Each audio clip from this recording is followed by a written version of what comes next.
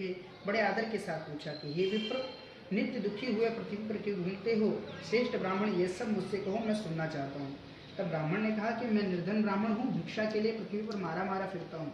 हे भगवान, यदि आप इसका कोई उपाय जानते हो तो कृपा करके मुझे कहो। तो वृद्ध ब्राह्मण बोले कि सत्यनारायण भगवान मनवांछित फल देने वाले हैं, इसलिए हे ब्राह्मण, तुम उनका पूजन करो, जिसके करने से मनुष्य समस्त प्रकार के दुखों से छूट जाता है, उनका पूजन कीजिए।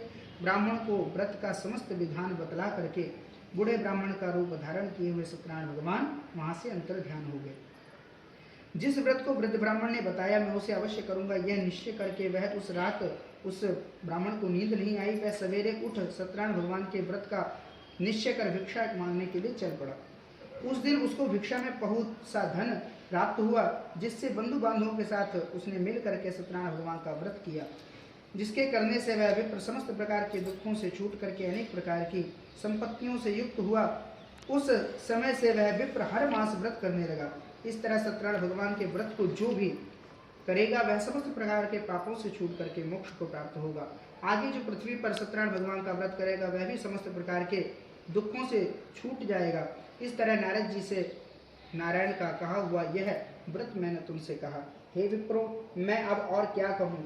ऋषि ने कहा कि हे मुनीश्वर, संसार में इस विप्र से सुनकर के किस किस ने इस व्रत को किया, अब हम यह भी सुनना चाहते हैं। इसके लिए हमारे मन में श्रद्धा है। सूर्य जी ने कहा कि हे मुनियों, जिसने इस व्रत को किया वह सब मैं सुनाता हूँ। एक समय एक विप्र धन और ऐश्वर्य के अनुसार बंधु बांधवों के साथ व्रत करने को तैयार हुआ। उसी समय एक लकड़ी बेचने वाला बूढ़ा आदमी वहां पर आया और बाहर लकड़ियों का गट्ठर रख करके विप्र के मकान में चला गया। प्यास से दुखी लकड़हारा उसको व्रत करते हुए देख करके विप्र को नमस्कार करता हुआ कहने लगा कि आप यह किसका व्रत कर रहे हैं, क्या कर रहे हैं, इसके करने से क्या फल मिलता है? यह सब मनोकामना, इस प्रकार का प्रश्न उसने ब्राह्मण के सामने निवेदित किया। तो ब्राह्मण ने उसकी व्याहलता को देख करके कहा कि यह सब मनोकामनाओं को पूर्ण करने वाला सत्यनारायण भगवान का व्रत है।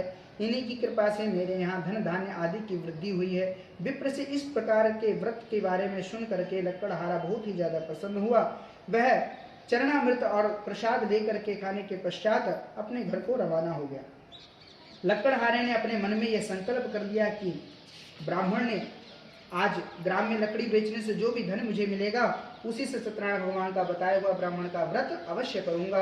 यह मन में विचार कर वह बूढ़ा आदमी लकड़ियों का गट्ठर अपने सिर पर रख करके जिस नगर में धनवान लोग रहते थे ऐसे सुंदर नगर में चला गया।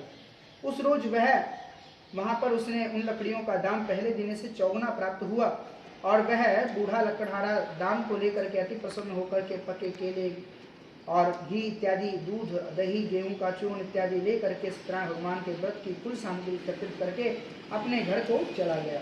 फिर अपने अपने भाइयों को बुला करके विधि के साथ भगवान का पूजन और व्रत किया। उस व्रत के प्रभाव से बूढ़ा लकड़हारा धन धान्य पुत्र आदि से युक्त हुआ और संसार के समस्त सुखों को भोग करके मनोप्रांत वैकुंठ को प्राप्त हुआ। सत्यनारायण भगवान की जय।